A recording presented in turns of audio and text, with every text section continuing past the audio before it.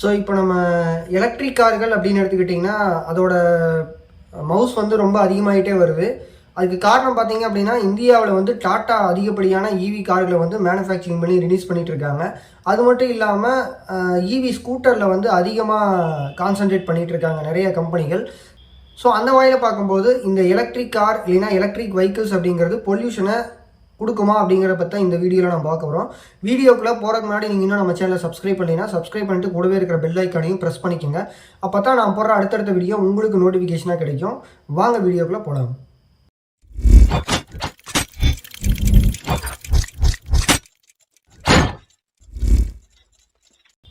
So இந்த electric vehicle அப்படிங்கிறது இப்போ ரொம்பவே வந்து அதிகமாக சேல்ஸ் ஆகிட்டு இருக்குது.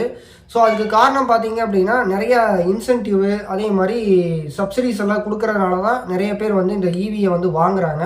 சரி, இந்த எலக்ட்ரிக் வெஹிக்கிளில் அதிகமாக என்னென்னலாம் யூஸ் பண்ணுறாங்க அப்படின்னு கேட்டிங்கன்னா ஒரு மோட்டார் யூஸ் பண்ணுறாங்க. அந்த மோட்டார் பார்த்தீங்கன்னா மேக்னெட் இருக்கும். அந்த மேக்னெட் எல்லாம் வந்து போல்ஸை மாற்றி கொடுக்கறதுக்காக சென்சார்ஸ் எல்லாம் நிறைய வச்சுருப்பாங்க.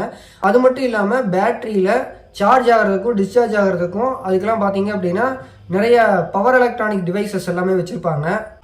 அது மட்டும் இல்லாமல் நிறைய வயர்ஸ் நம்ம யூஸ் பண்ணிகிட்டு இருக்கோம். சர்க்கியூட் போர்ட்ஸ் இதெல்லாம் வந்து நிறைய யூஸ் பண்ணிகிட்டு இருக்கிறோம். ஸோ இதுக்கு முன்னாடி வந்து நம்ம எலக்ட்ரானிக் டிவைசஸ் எல்லாம் நம்ம நிறைய யூஸ் பண்ணிடல. அதில் வந்து எலக்ட்ரானிக் வேஸ்ட் எல்லாம் நிறைய வருது அப்படின்னு சொல்லி நம்ம கேள்விப்பட்டிருப்போம். ஸோ அந்த வகையில் பார்த்திங்கன்னா இந்த ஈவி எல்லாமே பார்த்திங்கன்னா எலக்ட்ரானிக் டிவைசஸாக வந்து நிறைய இருக்குது உள்ள. ஸோ அதனால பார்த்திங்கன்னா இந்த வயர்ஸாக இருந்தாலும் சரி, இதுக்கப்புறம் பவர் எலக்ட்ரானிக் டிவைசஸாக இருந்தாலும் சரி, பேட்ரி இதெல்லாமே வந்து எலக்ட்ரானிக் வேஸ்ட்டாக வந்து வரும். பேட்ரி நம்ம மேனுஃபேக்சரிங் பண்ணுறோம். இப்போ உதாரணத்துக்கு பார்த்தீங்கன்னா லித்தியம் அயன் பேட்ரி நம்ம நிறைய இடங்களில் பயன்படுத்திகிட்டு இருக்கிறோம். ஆனால் ஈவின்னு எடுத்துக்கிட்டிங்க அப்படின்னா அதிகப்படியான கெப்பாசிட்டி இருக்கக்கூடிய பேட்டரி நம்ம பயன்படுத்துவோம். அதாவது நம்பர் ஆஃப் செல்ஸ் வந்து இதில் அதிகமாக இருக்கும். ஸோ அப்படி பார்க்கும்போது பார்த்தீங்கன்னா ஒரு பேட்டரி, ஒரு காருக்கு தேவையான பேட்டரியை நம்ம மேனுஃபேக்சரிங் பண்ணும்போது அது மூலமாக நமக்கு கிடைக்கக்கூடிய பை ப்ராடக்டாக க்ரீன் ஹவுஸ் கேஸஸ் எல்லாம் வந்து வெளியில் வருது. உதாரணத்துக்கு கார்பன் டை ஆக்சைடுன்னு எடுத்துக்கிட்டிங்கன்னா லித்தியமை நம்ம எக்ஸ்ட்ராக்ட் பண்ணும்போதும் சரி, அதுக்கப்புறம் நம்ம லித்தியம் ப்ராசஸ் எல்லாம் பண்ணும்போது பார்த்திங்கன்னா அதிகப்படியாக நமக்கு கார்பன் டை ஆக்சைடு வந்து வெளியில் வருது.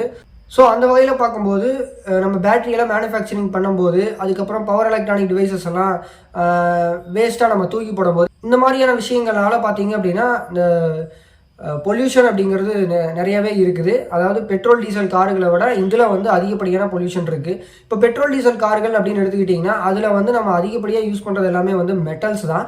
ஸோ அந்த மெட்டல் வந்து ரஸ்ட்டு ஆகிட்டு அது என்ன டீகம்போஸ் ஆகிரும். ஆனால் இந்த இடத்துல பார்க்கும்போது நம்ம யூஸ் பண்ணக்கூடியது பிளாஸ்டிக்ஸ் தான் நிறைய யூஸ் பண்ணுவோம். ஸோ அது எல்லாமே பார்த்திங்க அப்படின்னா டீக்ரேட் ஆகிறதுக்கு ரொம்ப வருஷங்கள் ஆகும். ஸோ இதெல்லாம் வந்து ஒரு பொல்யூஷன் இதில் தான் வரும். அதுக்கப்புறம் பார்த்திங்க அப்படின்னா நம்ம ஈவி எக்கோசிஸ்டம் அப்படிங்கிறது ரொம்பவே வந்து முக்கியமாக இருக்குது இந்த ஈவி மேனுஃபேக்சரிங் பண்ணுறதுல.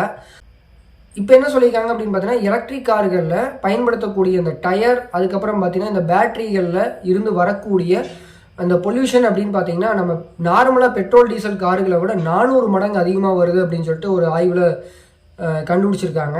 ஸோ இதெல்லாமே பார்த்திங்க அப்படின்னா ஒவ்வொரு தடவையும் நம்ம வந்து இன்னோவேஷனுக்கு போகும்போது அதுலேருந்து நம்ம ரெக்டிஃபை பண்ணி புது ப்ராடக்டை வந்து நம்ம கொடுப்போம். ஸோ அந்த வகையில் பார்க்கும்போது எலக்ட்ரிக் கார்களில் இப்போ வரைக்கும் சொல்லியிருக்கக்கூடிய இந்த பொல்யூஷன் அப்படிங்கிறத இனி வரக்கூடிய காலங்களில் வந்து கண்டிப்பாக ரெக்டிஃபை பண்ணுவாங்க அப்படிங்கிறத நம்ம எதிர்பார்க்கலாம். சரி, இந்த வீடியோவில் பார்த்தீங்கன்னா ஒரு சூப்பரான கண்டென்ட் பார்த்துருக்கோம். ஸோ இந்த வீடியோ பற்றினா கமெண்ட் செக்ஷனில் சொல்லுங்கள்.